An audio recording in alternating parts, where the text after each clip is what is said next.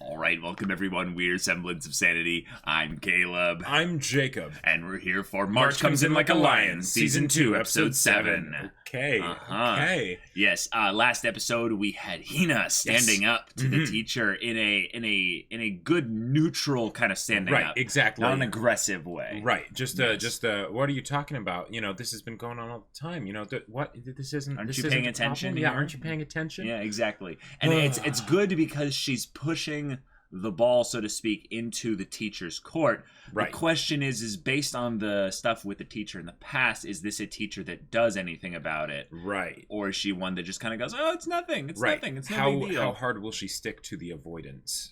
Yes, you know, exactly. So, yeah. And speaking of avoidance versus not avoidance, we have Takahashi from last episode, who was a freaking boss, just coming in like the colossal titan, like out of frame, you know, just being like, hey, come play catch with us. No, the girls over there, he's like, I'm going for a perfect game. Oh my god. I loved how his presence was something that was not some kind of parental intervention kind of thing. Right. So it didn't feel as, heavy-handed or something like that. Yep. And it wasn't also as aggressive that it would be, seen as some kind of like attack or something. It's more of just like, he kind of just flexed on them a little bit. And it was like, hey, like, why don't you play catch with us? Like, and that was after he had already been playing catch with Hina, and they were bullying her for it. So and now they're spinning it to their own way, which makes sense. I did think that he handled it a little bit too raw and just kind of. But the thing is that it wasn't just for Hina, because he was friends with Chiho too. So and that was awesome. Yeah. Ray is concentrated on his tournament winnings. Yes. From all these shogi matches that he's going to be playing. But he also had that wonderful conversation with Hina in her room. That was absolutely fantastic. Yeah. But so, this arc continues, and let's see what happens. So y'all, without further ado, let's get into it. All right, everyone, we're going to be starting the episode in 5, 4, 3, 2, 1, now. Right into the opening.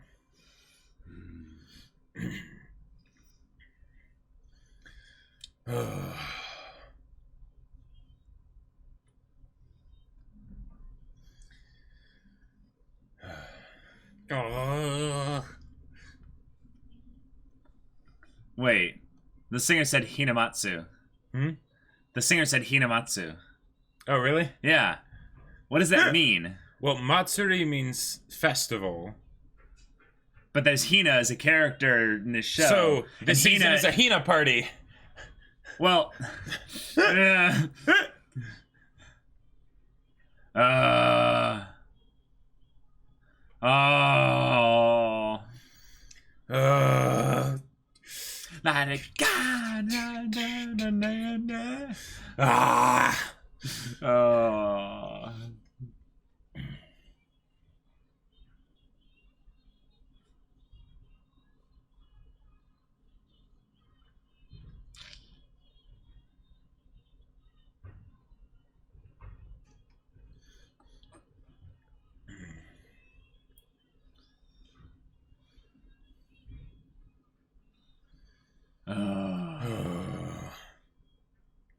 Oh.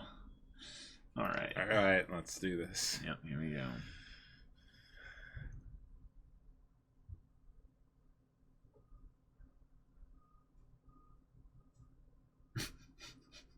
Wait, is there nose bleeding?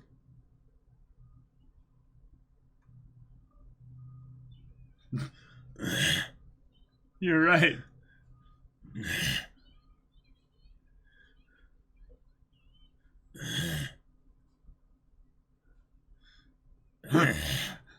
Nosebleeds are fine. Yeah. Yeah. I get nosebleeds like every 2 or 3 months. Oh my, that was some. They tried to look at those big peaches. Like that has to be. They're doing it again. Oh my god. Wow. This show actually did that. And he even was blushing a little bit like, what? Oh, okay. Okay.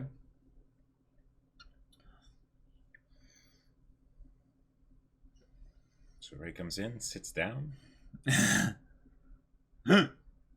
And that.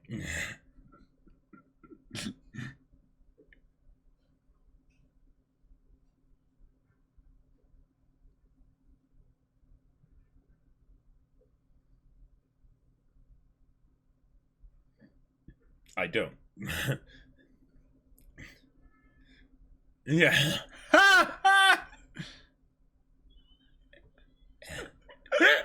It's funny because there are people that just don't get nosebleeds. Mm-hmm. Ah, yes.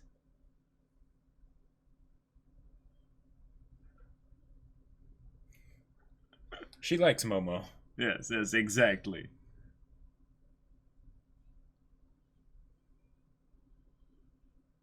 Yeah, yeah. Ah. Ah. It's like, wow, it is heavy. And it's going back onto the stomach. Did you move the cat again? Oh, no. Okay. Aww. Oh, look at his smile. Yeah. Yeah.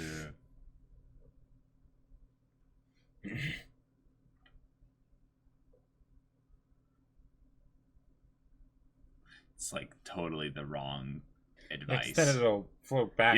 Yep. You want it to block up.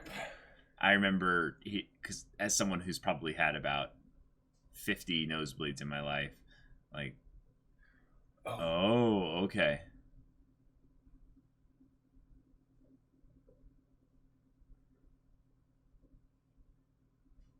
Oh, that's your.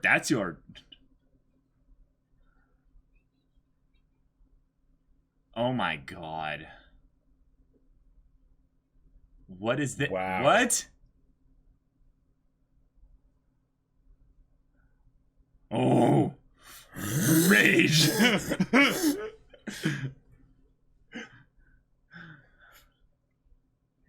Yeah, for Ray too.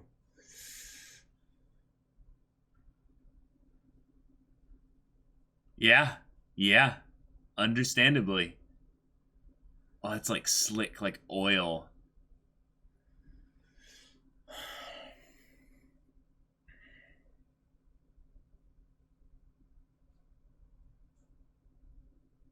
She got a nosebleed because she banged her head against wall. Oh.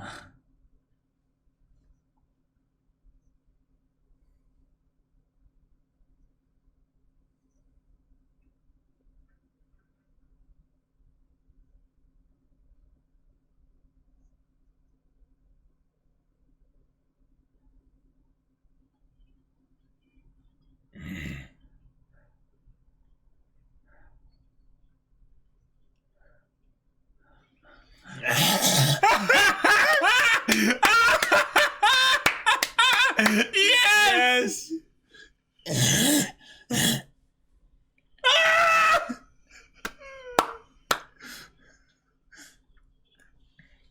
Momo. Oh, Aunt Misaki. The shadow monster of Ginza Street.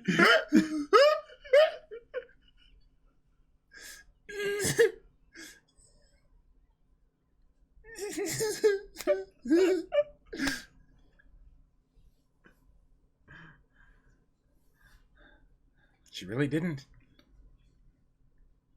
Oh.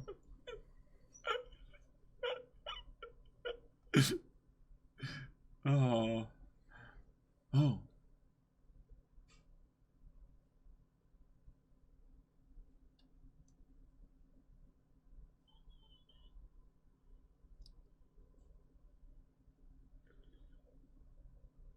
Oh. Some random person with the dog.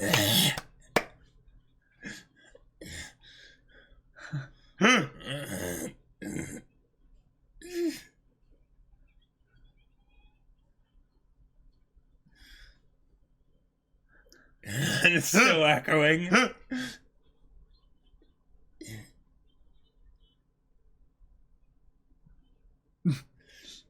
She's never seen you speak up before.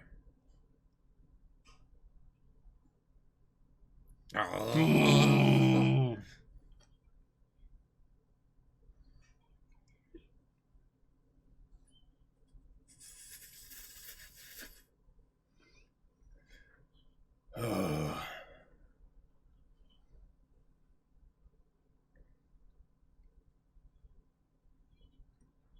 Wait, this is Nikaido, Oh isn't my it? god, what is that dog?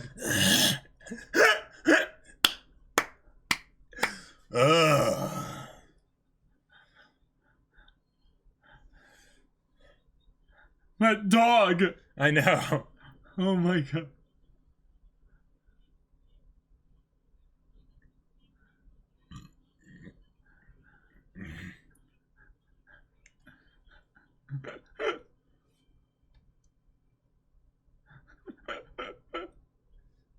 Right.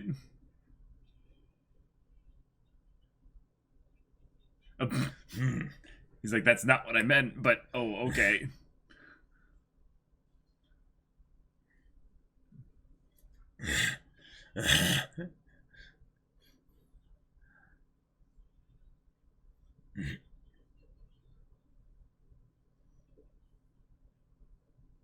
What? That was like Monogatari levels of just blocks of text, Yeah. Really quickly. For us, yes. They know of our rivalry. Exactly. Indeed. Quite so. Nice.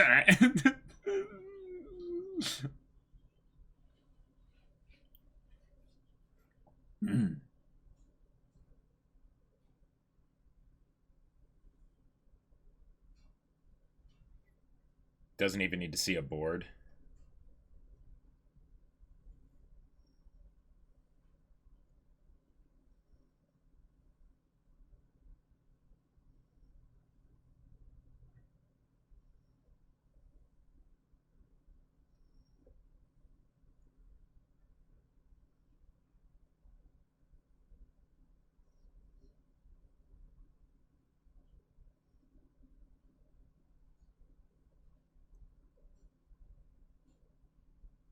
Seems very aggressive.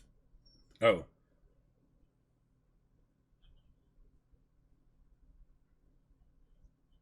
Good. Oh, and what is this? Yeah. Does he have like medical checkups there? To stay healthy. But that's something I can't do, right? Okay. So they'll both be traveling soon, so he'll have to say goodbye to Hina for a little bit. It's not for a long time, obviously, but I get the feeling that he's got that, kind of... It's going to be a conflicting thing. Mm-hmm. Or just he wants to be with them as much as possible as they need him, Mm-hmm. See, his mind's like constantly on her and her situation.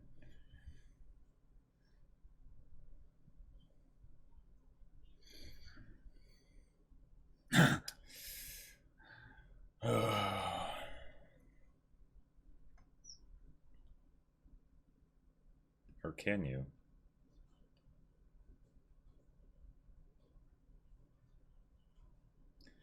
You already are.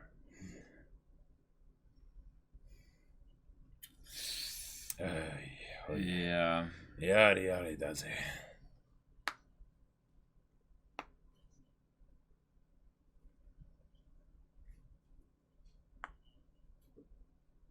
That's good, though.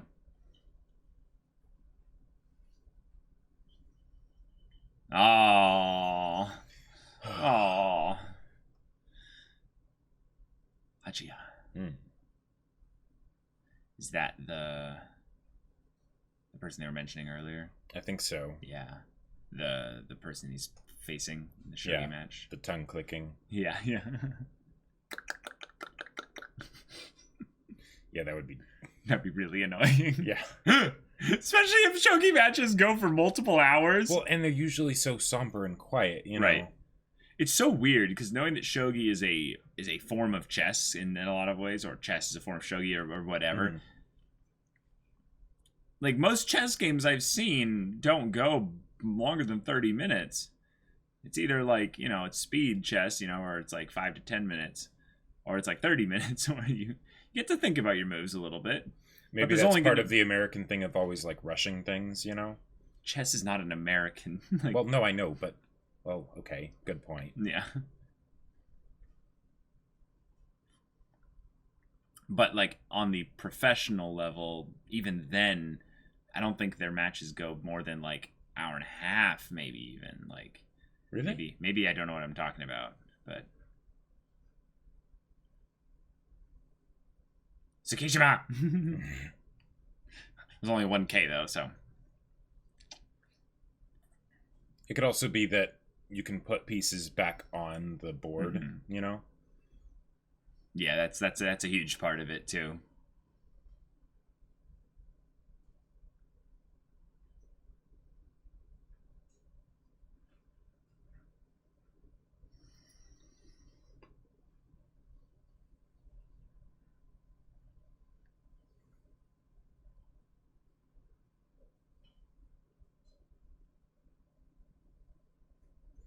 So when they talked about person being irritated,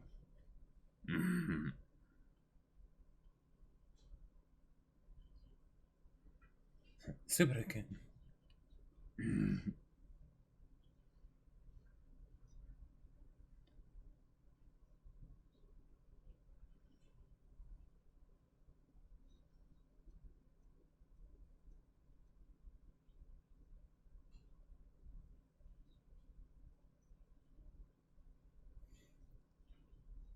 Wow, that's a lot of stress like measures there. Just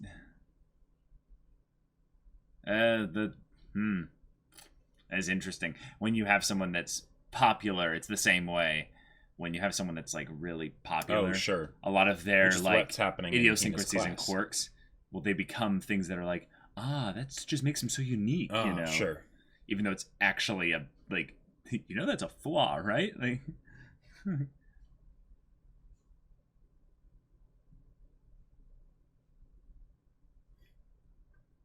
this sounds Buckingham.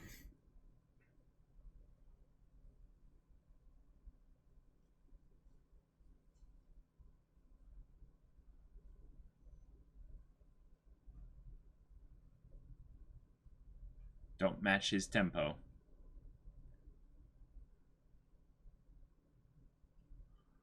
Wait, he took it all the way from back there? All right.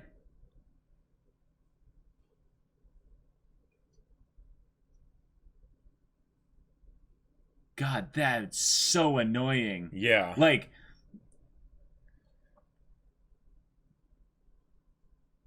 I would ask for headphones, like at that point.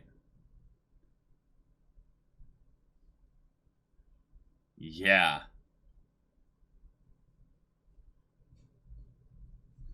Yep. Yep. I wonder if that's an intentional thing. Maybe. It could be. I would say that some of it's not intentional because it's in time with the movements of the other person and his own stuff. Like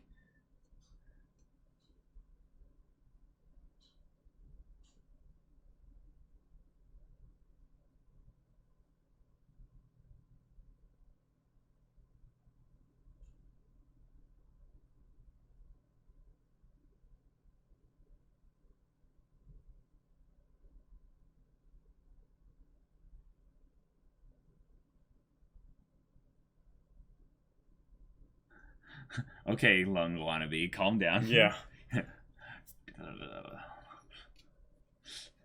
Your Naruhodo game isn't that strong. Yeah, it's not that good.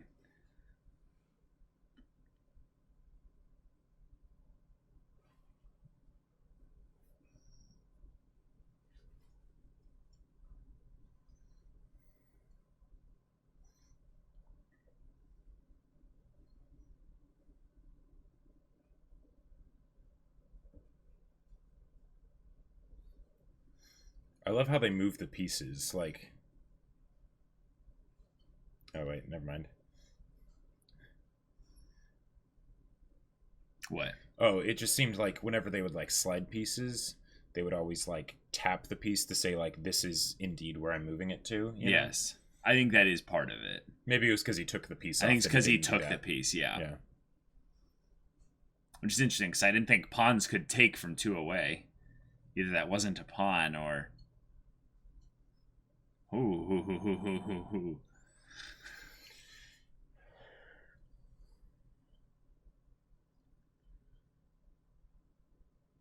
Oh.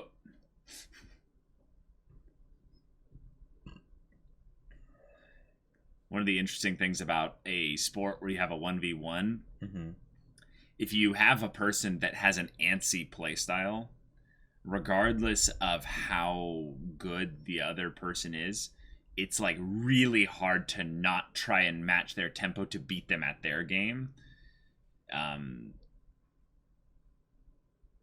Like on some level, like don't lose your cool, Ray. Yeah.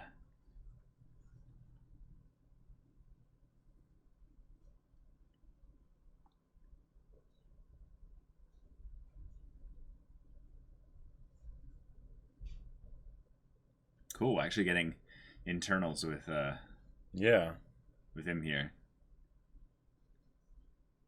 Think about the game, Ray.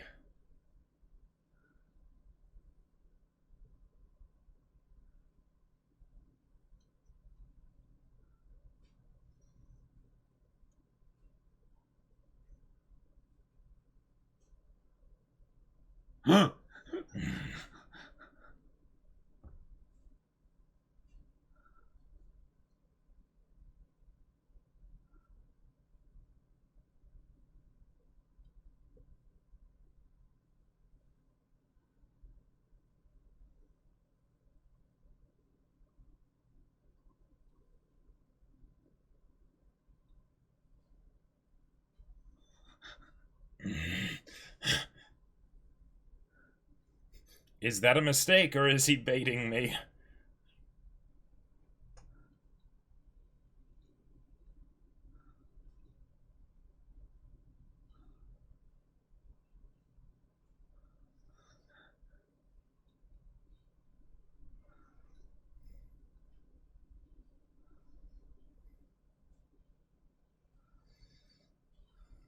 Oh my gosh.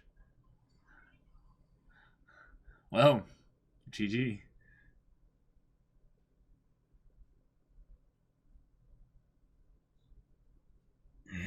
Wow, that was the slowest thing he's done all day. Yeah. I lost. Yeah. All right. Actually, wow.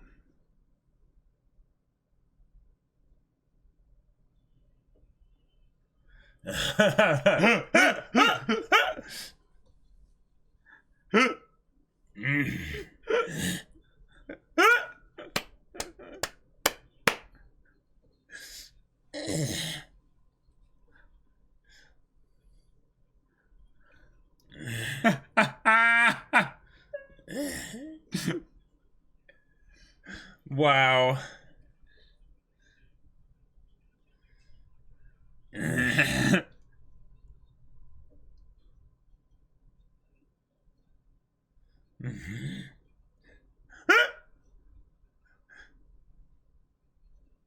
Oh. Yeah.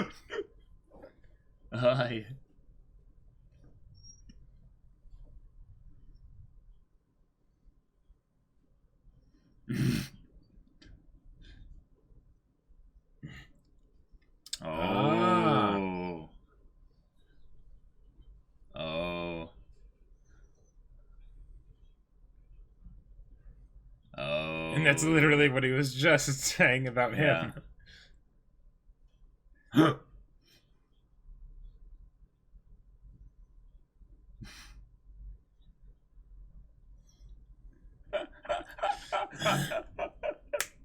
Yeah.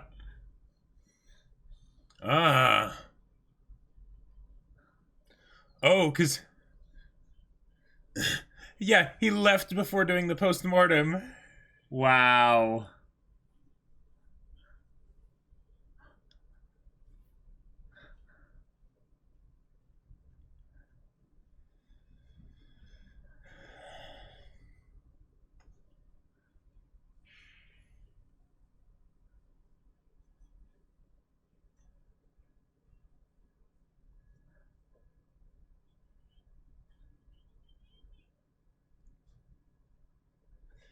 Wow. But Ray won. Yeah. All right.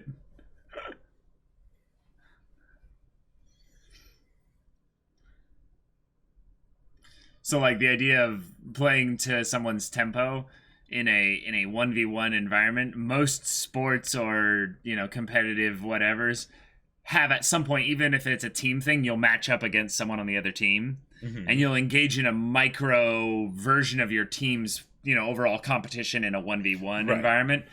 And one of the things that'll happen sometimes is you'll lose sight of the big picture for the point of beating them in the short-term stuff that they're playing their game at. Right.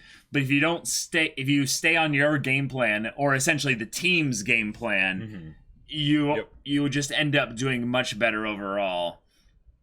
Although I like that Ray basically kind of just decided, I'm just going to end this as soon as possible by introducing something that will break his strategy flow. And then he had no way of understanding which way to go. Right. And there were too many ways he could mess it up, so he just gave up, right? Right. Although clearly it wasn't fast enough for Smith and the other old guy. Forget his name. Sure. Because Kiriyama, his thing is never being fully focused on the game. Yeah. All right. Okay. So we have our school situation with Hina gotten a little bit less simple as the teacher. She has a very passive and I don't want to deal with this approach. And that kind of pisses me off. I hope, probably can't, but what I would hope is that Hina would be able to basically go to the principal and be like, hey, this is what's happening. The teacher is not doing their job. Yeah, it's in that weird area, though, where the teacher's job is something that might not be as obvious with regards to these types of situations.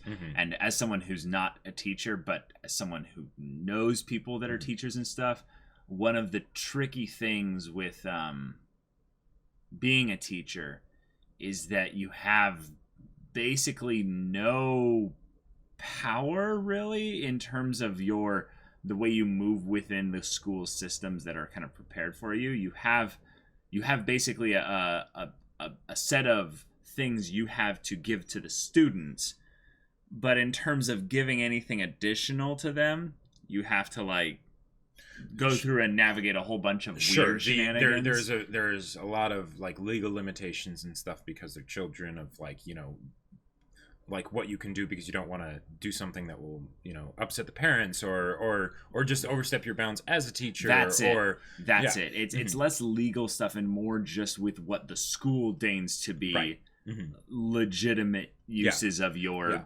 somewhat but limited power. What I would hope Hina would do here is basically say, hey, if you don't want to do anything, that's fine, but don't make my life any harder. So if you don't like that this is happening, well, sorry, The main issue I see here going forward is that they brought it the whole thing in a very comedic way. Yes. The whole idea of, do I have to unleash the monster, Grandpa? Yeah. Just destroying everything, or even worse, the ultimate weapon. And Misaki, and the way she came in like a JoJo villain, just right, exactly, posing harder, and it was just something that was beautiful to behold. But again, remember what Hayashida said in the very beginning. Yes, this is the type of escalation that might not be desired by Hina. This is the type of thing of where the potential ways that it can go can lead into things that end up making the situation worse overall than if, say, it's just handled within the school with Hina and friends like Takahashi and the actual bullies themselves. The comfort and solace that I get from this is that I think it's a lot more likely that something like that would go well for Hina than, say, for Chiho. And if something like that happened, most likely it would be something that would be because of the teacher basically saying, you need to get Hina in line or something like that, And, oh God, you think that's going to happen? Like, I think if there were to be a meeting like that, that would be why it would happen, is because the teacher would basically be saying, I don't want to deal with this. You know, Hina's not fitting in at school. Get her to fix it or something like that. Or you guys should fix it because she doesn't like dealing with things herself. So she'll try and basically foist the problem onto someone else, right?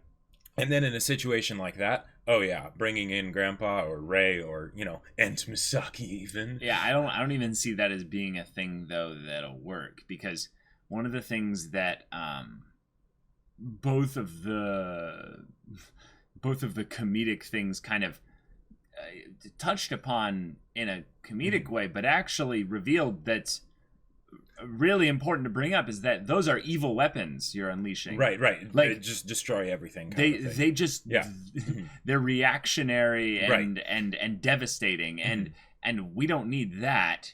Right. We almost in some ways need an Akaido to come in. Like we need someone to come in who's going to give this like bolstering speech about how we as people deserve greater respect, and this is something that we, even you wonderful teacher, it basically comes in and brings the opposite spirit to this whole thing, because this is something that if it came to a yelling contest between Monster Grandpa and maybe Monster Mom of the child,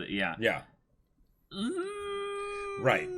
Yeah. Now, what I am very positive about, though, is that if something like that ever were to happen, that's kind of the worst thing that could happen for the teacher, even if they end up bringing it about, because it then shines a light on the fact that they have been avoiding the situation, right? I don't think they care. I know the teacher wouldn't care. Yeah. Right, but if it becomes something that's bigger, then there's the possibility that someone other than the teacher at the school gets involved.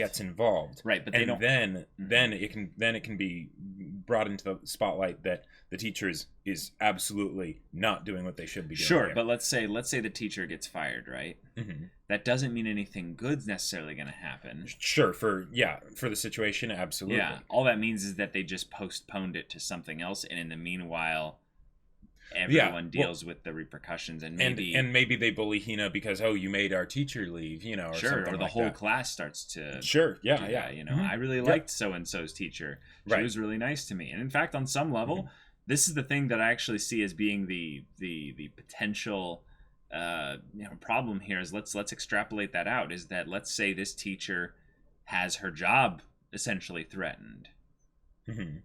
And it's not a thing of whether or not she'll be immediately fired, but it's you're walking on thin ice, teacher. Like, we've had now complaints coming in about you because of how this whole thing is. You need to fix it. And it's the thing of, maybe she's been going to the principal. It's like, I don't know how to fix it. You guys need to help me. Like, I can't actually like just solve this whole thing here. I'm not aware of what's going on. And and maybe that's why she's telling Hina to just solve it herself, is because she doesn't want it to be made aware to the higher ups that she hasn't solved the issue, you know. Or if we kind of like say that, you know, maybe she's aware that it's a problem, but she doesn't want to deal with it, means that she's okay with turning a blind eye to it. I think that that's something where it's not an active suppression thing, because she seems way too passive for that.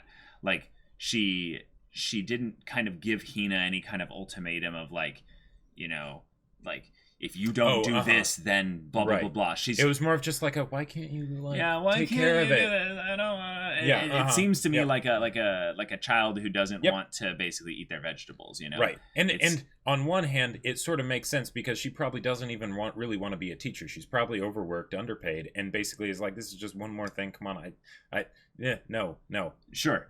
Right. Yeah, totally. Yeah, teachers have it really rough. I'm trying to assume that on some level, she's not a horrible person. She's someone who's at the very least extremely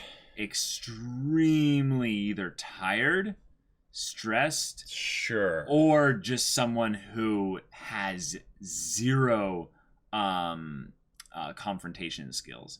One of the things I've noticed when I've talked with people that have less confrontation skills than others is that conflict is actually a thing that makes them like physically unwell. Like this is something that I remember seeing some people talk about at a cafeteria, where I was in school in California, and there were a lot of people basically saying like, hey, you know, from this time of the field, from this time there's a soccer field and stuff like that. From this time on the soccer field, we're going to be utilizing the goal there, and since we're showing up there first and stuff, we'd appreciate if you wouldn't, like, you know, utilize that section of the field during the time and stuff like that. And this person was just like, yeah, we're not in your way, we're not in your business, what are you talking about?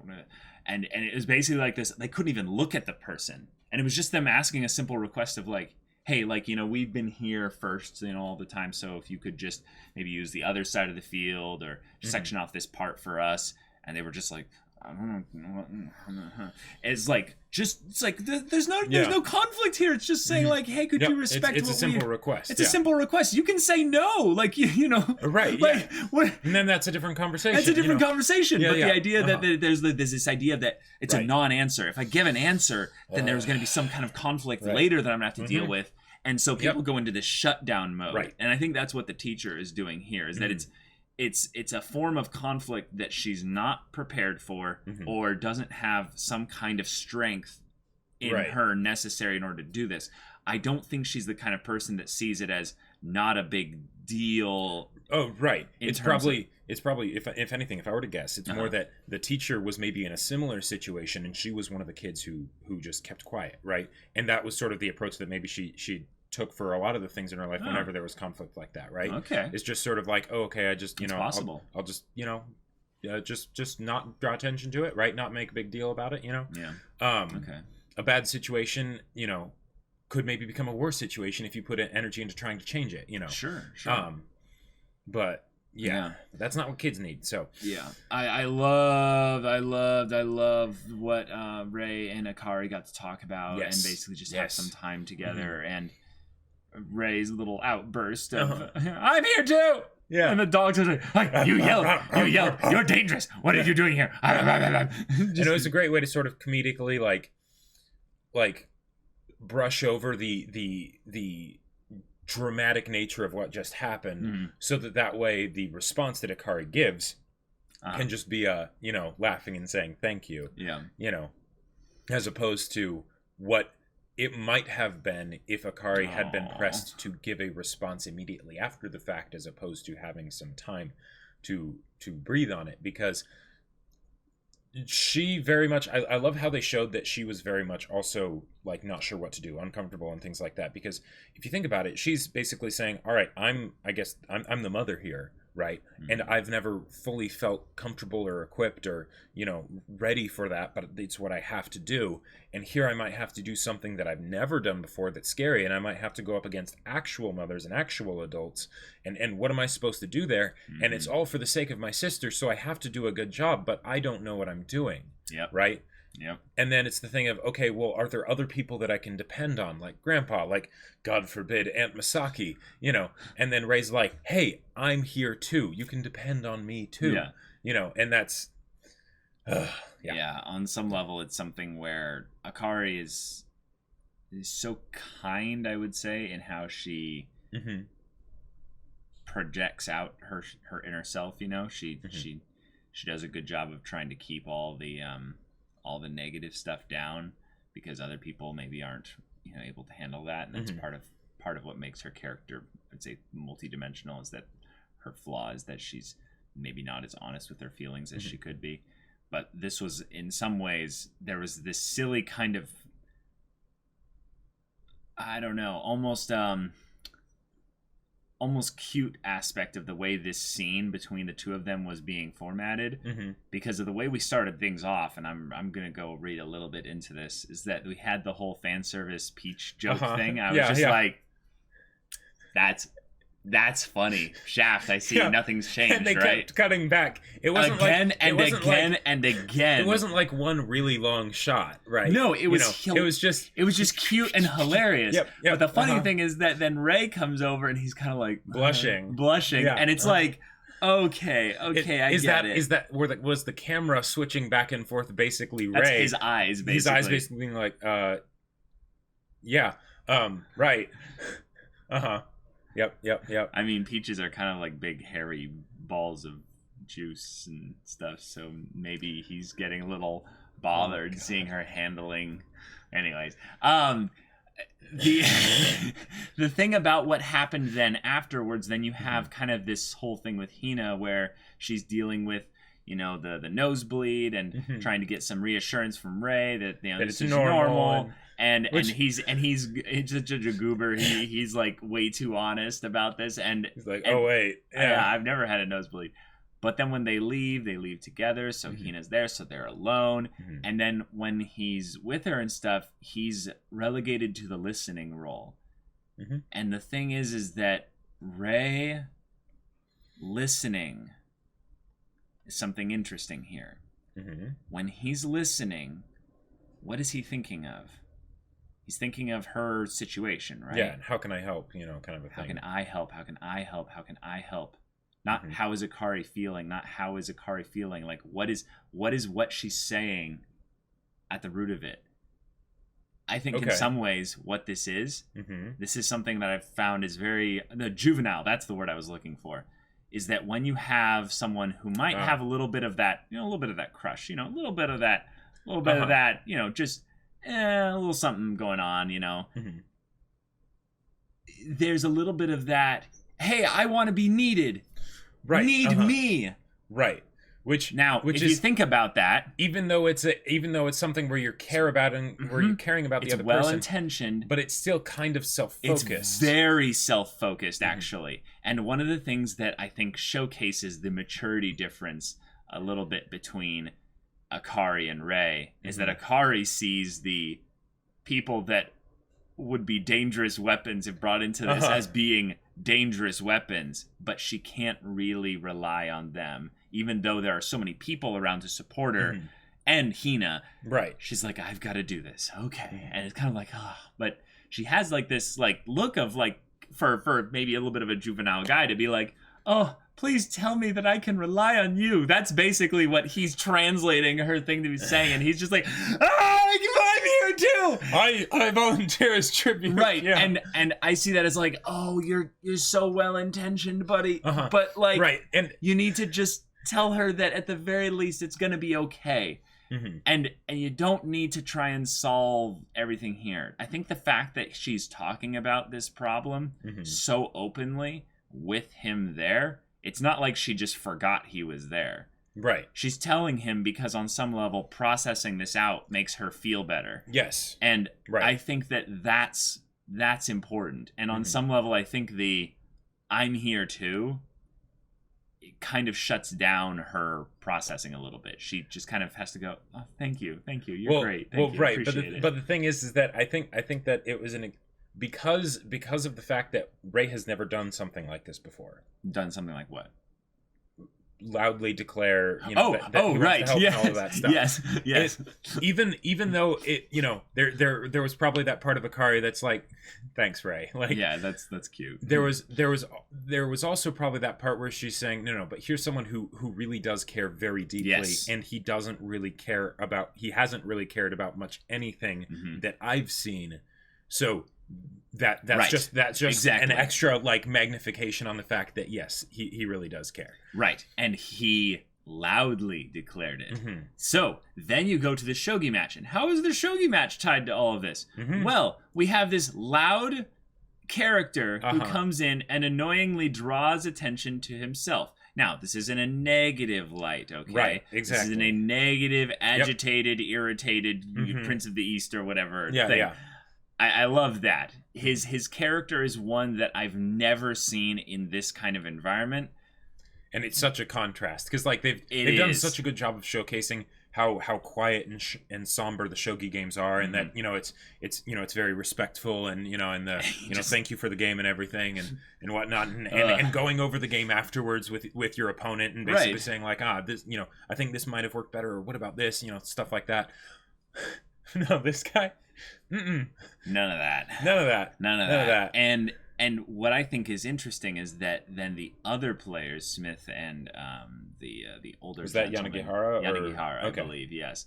That might have been the chairman though. No, it wasn't the chairman. No, the chairman's like a bit thicker. Yeah, that's right. Yeah, that's right. So Yanagihara and Smith, they have their little match going on the sideline here. Right. But when it's over, they're upset at Ray, again in a comedic way. Right. But I was waiting for the other shoe to drop, basically, with regards to the comedic part being there to lessen the impact and blow on Ray emotionally, with regards to saying, no, you do have a little bit of that self-focused thing, but the thing is that you're not loud necessarily. Right.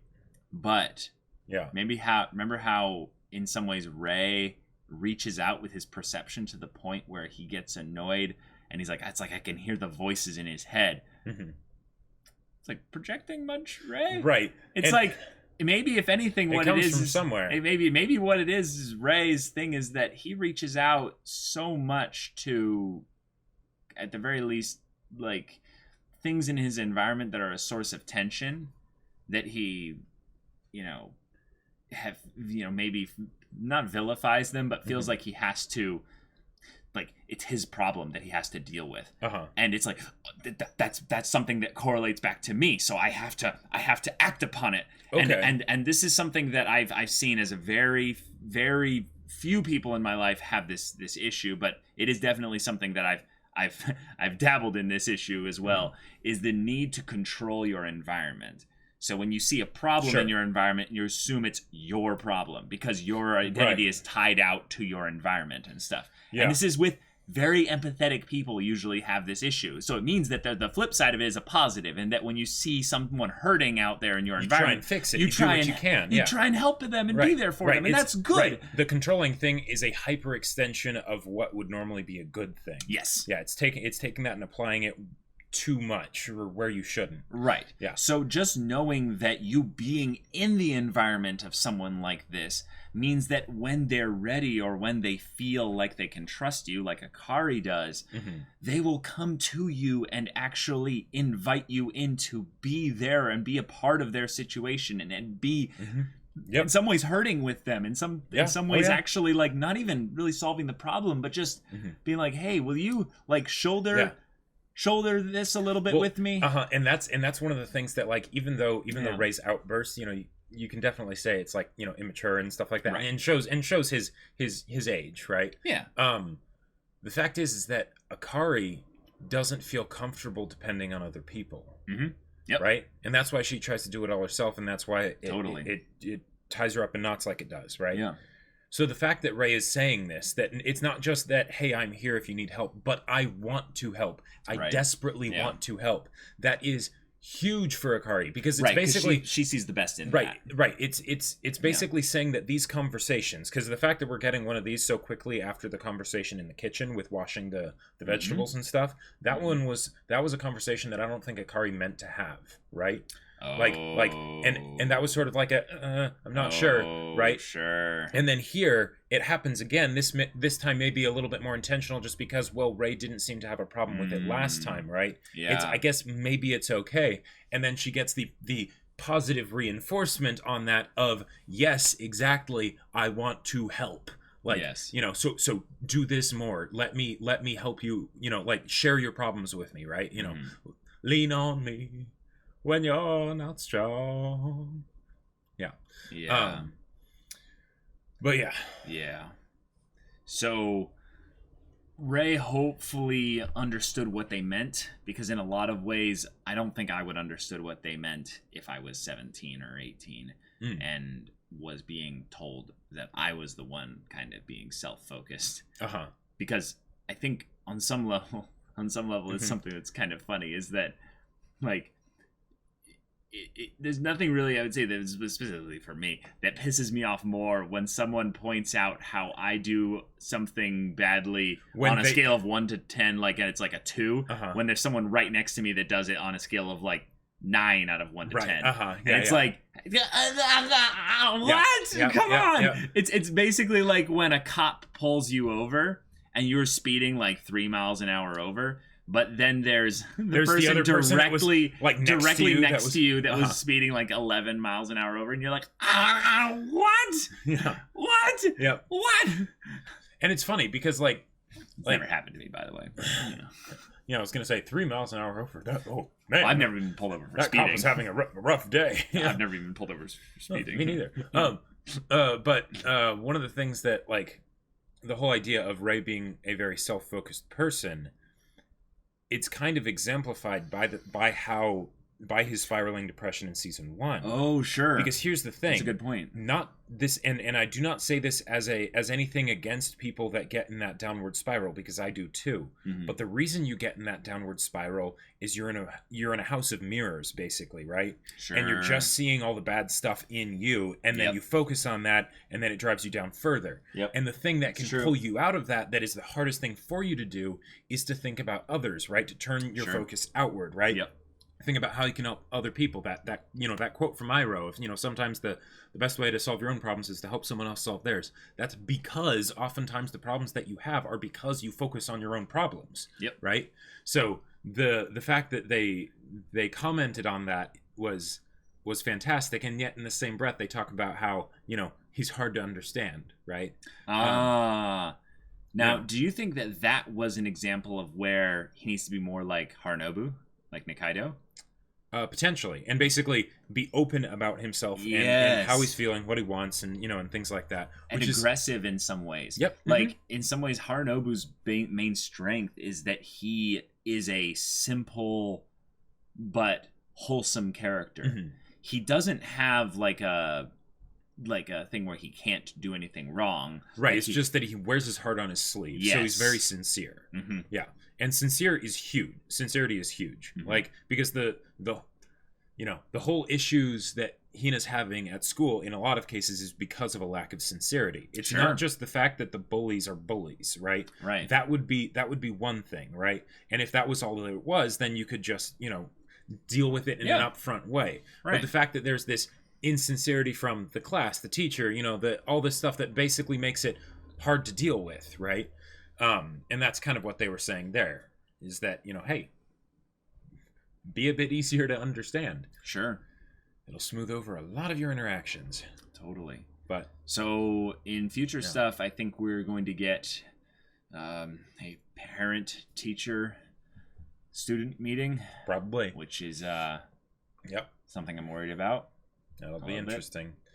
And one thing I was very happy about this episode is the way Ray comforted Harunobu when he was all freaking out about the match. Oh, that was sweet. And he's like, "Hey Ray, so if I do this and then this and then this, then should I do this or should I do that?" And he's like, "Whoa, calm down. Calm down. You're gonna do great. This is good. Yeah, you'll be fine. You're leaving tomorrow though. You're getting there a day early, so get some sleep. Yeah. Take care of yourself, buddy." Yeah. And it's just that thing he was like, "Oh, okay." Yeah. And sure. And Nikaido's cat, like what is that cat? I think that was a dog. Sure. That was a dog. Any dog under 50 pounds is a cat. I was gonna say, I was pretty sure that was a dog. I don't know. I'm gonna. No, that's right. That's why it was quick. That's why it seemed so weird, because who would do that to a dog? I understand that cats can be very it was a dog. Very egotistical, let's say, very proud. So no, but that just looked like a super like if I was doubtful of Nikaido's wealth, that dog is an example more of than his the wealth. house. Right, the house size, it's all like, hey, you could be in debt for all we know. But you went all out on this dog, something that's a non-essential, like something that's in such a ludicrous kind of way. Right. It's like who would think that was a good idea? Exactly. Yeah. No, that's just a rich people thing, Jacob. I know. Yeah. It's like, right. Who would think that's a good idea? Rich people, probably. Yeah, probably. Yeah. But yeah, it was also quite comedic how it was all like, yes, like trying to comfort him and stuff, and I was just like, what is this dog? And it actually unnerves me a little bit. When he pet the dog, they didn't just have him pet the dog, but they had like when he put his hand on the dog, the fur stood up around like the edge of his hand. That was just a detail that I noticed, and I was like, oh my god, they did that. Yeah. They had it like attract to the like the idea that basically he's pushing it down, so like part of it like sort of comes up, a little bit. So when he this show, y'all, there's so many details like that I just miss, and I almost wonder if they had a hand fetish or something with the amount of times that they show them picking up and moving the show. No, they have a blinking fetish in this show. It's sort of like the whole thing where they show like just a thing of the eyes and they show them blinking. I honestly think that the people that they do that for, this is a completely off-topic theory that's regarding just the idea that this is kind of like more of a Shaft thing that they seem to do, because they do this a lot in Monogatari as well, is they do this thing where they blink and do the slow motion side look, It's like, yeah. And the people that they do that for primarily, well, actually, that's a good point. They do it for almost everyone, but it's to bring emphasis when something is said or something like that. When something is very it catches serious, the person's attention. Yeah, exactly. But the thing is that it's not always something that the other characters catch on is serious to that person, right? And I think that that's something that happens almost all the time for Akari. Akari is probably the number one character they use that technique on. Sure. Because she's... Other than Rei, but even then Rei, it's way less. Well, because with Rei, we have a first-person perspective, whereas with Akari, with Akari, she's probably the other most soft-spoken person in this show. You know? Even more so than Momo. Momo is very like, proud. Bodoro! Yeah. But with Akari, because she keeps everything so close to the chest, or very well endowed chest, peachy. Oh boy. She doesn't talk about things. So those little side glances and things like that, they do a lot to give insight into her character, or at the very least, let us know that there's more going on underneath. Right. Yeah. Regardless of what it is. Yes, especially in season 1, those little glances were huge. Yeah. And the way she'd have like a smile, and then usually with the glances she'd have like it'd go to like a frown for a second, and then she'd bring it back up to a smile when she's looking at the person. Yeah.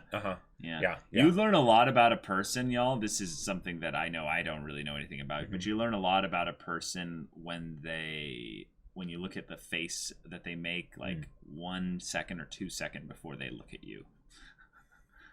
Maybe I shouldn't have told you that, but like, look at this area of their face. Yeah. Lie to Me, micro-expressions. Yeah. I watched all episodes of Lie to Me. It's like, oh my God, Caleb, I'm self-pretentious. basically a genius psychologist by now. Yeah. God, it's so cringe. Anyways, how much have people used that on us, Caleb?